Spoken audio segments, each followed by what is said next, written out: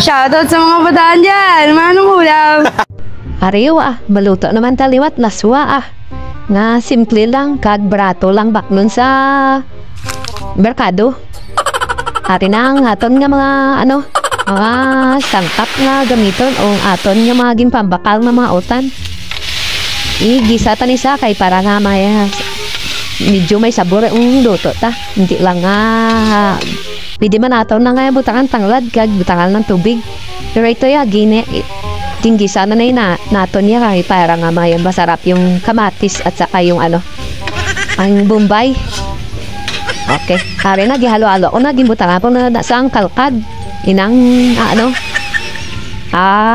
tawag na ko sinyo da hipon. Hipon. Pareho lang man diri sa amon hipon mo na. Hipon nga gagmay. Kanyo daya hipon nga dag ko.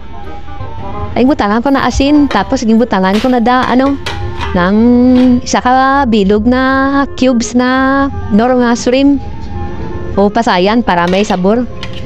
Samtang nagahumok na ang aton nga kalabasa, nagwa na yung naglabas na yung katas niya o nagwa na yung duga niya, ay ginunod na ang aton nga blatong tagbukra.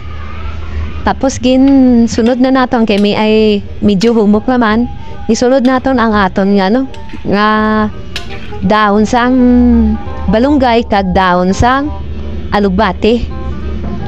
Tapos ang pinakalas nating putan nga gimbutang ini ang pipino. Guro may diya na kamo no. Ito ang laswa nga simple lang, tagbarato lang baklon sa diri sa mga merkado kung sa gilid-gilid lang sa inyo da. Kung sa din ka mo makabakan, itong gimpas forward na kay para nga madasi kay nagutom nga. Ito kalabasan sang amon nga luto. Te, taong na ta. Dali na kabukaw latas ang laswa.